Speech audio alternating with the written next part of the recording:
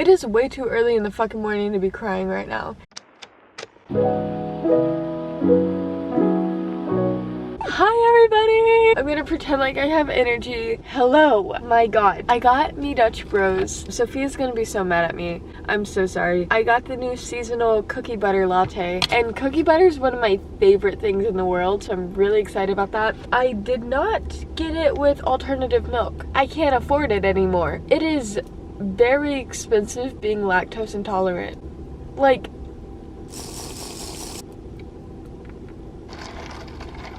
why does this not taste like fucking anything? Did I already say what we're talking about today? I don't even know. We are going to talk about my experience fostering my dog Lantis. The day this is going up, she is actually going back to her forever owners. And I'm really sad.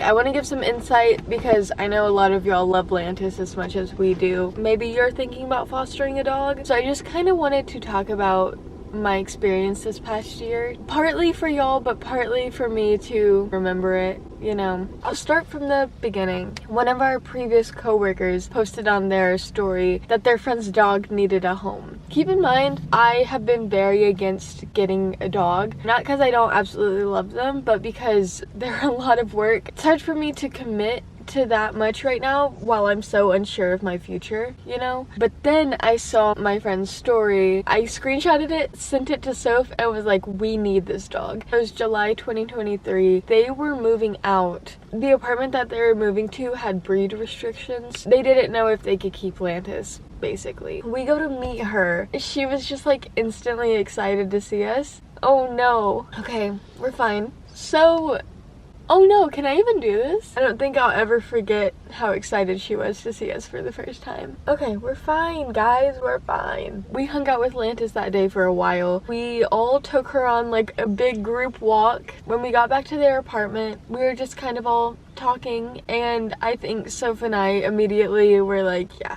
we need this dog. We plan to go pick her up the day that they're really moving stuff. This is so difficult.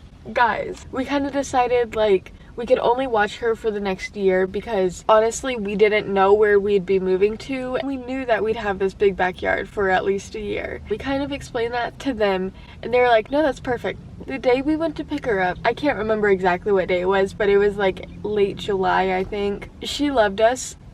She was really scared though. Oh my fucking god. I'm usually better at holding in my emotions. It's hard, you know? We're so fine, guys. She was scared and stressed out whenever we first picked her up. It took her probably a few days to get used to the house, get used to our new schedule, but honestly, she adjusted really quick. We had kept her in the office for a little bit, I think like a week maybe not even that long, just because her and the cats needed to get a little more used to each other. Like, she mainly just slept in the office. It wasn't like she was in there all day. We started to transition her to sleeping in our room. I don't know, the first month it wasn't difficult, but it was just like we were all adjusting, you know. We went on a lot of walks, we did a lot of fun things. So yeah, that's kind of the beginning of the story. We've had a lot of fun this past year. Guys, can I get through this next sentence without bawling? I don't think so. Fall, I think, was my favorite with her just because, I think I was the most present. I keep thinking about this next sentence that I want to say and it keeps making me cry. Okay, it just felt like there was so much time in the fall. Like, we had a whole year. Oh my fucking god. I don't think I've ever fucking cried this much in a video. Like, I just can't get through a single sentence. Okay. I am going to talk about the hardships of fostering a dog, only because it's fitting. Of course, whenever you start fostering a dog, you kind of know it's temporary. There's cases where you adopt them permanently, but in the end, it goes to the perfect home. And honestly, I think fostering a dog is a really, really cool thing to do. Our experience was a little different, only because her original owners are one of our good friends now. You know, like, we are fostering her, but it was more like we were kind of co-parents. It's been a really positive experience, and I have absolutely no doubt in my mind that after we move, we will all hang out together again, and I'll see Lantis, and we'll probably watch her whenever they go out of town. I know it's not goodbye. It's just hard still. It would be even harder if you're fostering and you don't keep in touch. I kind of can't imagine. I think it takes a really strong person to foster a dog, and I don't know if I am that. I don't regret it, but I just don't think I'm strong enough for this. Going back to the hardships, I mean, it's just difficult to care for a dog sometimes. They take up a lot of your time, a lot of your energy. I wouldn't have it any other way. I think I'd absolutely lose my mind if it weren't for Lantis. For example, like going out of town, what to do while you're at school and work. It was less difficult in the summer because I was home pretty much all the time. She just like fit so perfectly in our routine. I don't know, I just love her, you know? In the winter, I got kind of hyper focused on the fact that we don't have much time left with her, even though at that point we very much did. That was like half of a year. I made the mistake of grieving her before she was gone. I think that's like my biggest regret with it all. I just couldn't stop the internal timer that was like ticking down. In the winter, I was super upset because that's whenever she began to really feel like ours. I feel like I wasted many months trying to prepare myself for this exact moment. Sorry. I don't think anything could have prepared me for this. I still don't really know if it would be easier to you know, foster a dog the more traditional way. At least then you don't have a set goodbye date, you know? It's kind of just more spontaneous and it's less time for you to dwell on. You don't have a date that you're desperately trying to avoid. I think that would make you more present. Lantis has been with us through a lot. A year's a long time. I'm so grateful. I'm just going to enjoy these next few days I have with her. Since I'm not active on Instagram right now, I wasn't able to ask y'all to send me some questions. Fuck, my nose is running so much. So I wanted to ask all questions. I feel like this part is going to be a lot easier for me than trying to talk about my experience and my feelings, because I'm not okay, you know, like it's hard. I just looked on Reddit real quick for some questions from people looking into fostering an animal. One person said, is there anything unexpected that you went through? We knew she didn't really like small dogs or men. With our literal next door neighbor being a tall man and having a small dog, that was unexpected for this entire dynamic. He works a graveyard shift, so every time we take her out for the last time, he's always going to work. But every time she goes to our friend's house / her forever owners, they say that she does perfectly fine on walks, and if there's a man, she'll just like literally run away and hide. She still has that security. I think it was just unexpected how I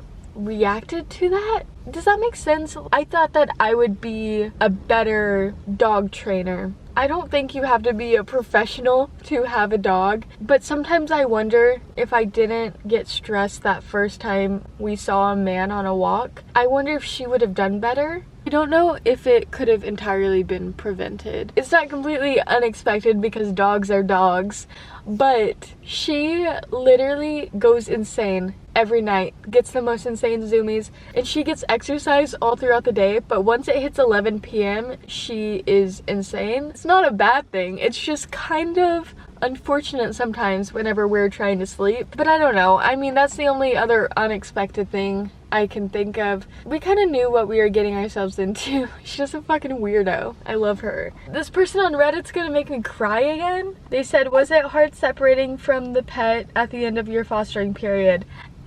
Yeah. I think it's even harder whenever from the start you know how temporary it is. No matter how much you tell yourself like this isn't permanent, it never hurts less. Take it from me, I'm having the worst time of my life.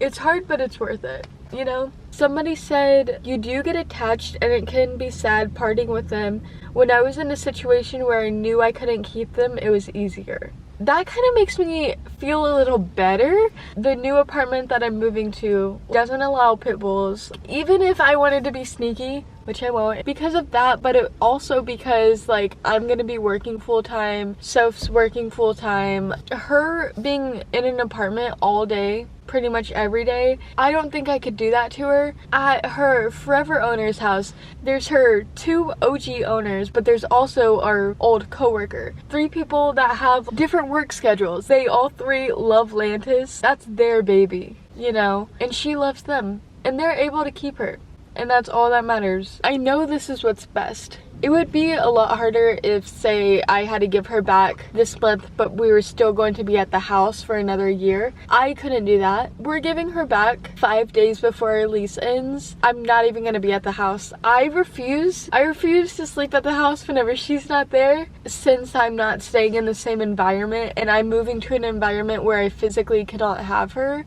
It does make it easier. I know this video is a little shorter, but I don't think I can cry any longer. Like, if I were to keep recording, I'd be crying for another 2 hours, and I just really want to go home and cuddle with my dog. Also, have I just been like blending into the background this entire time?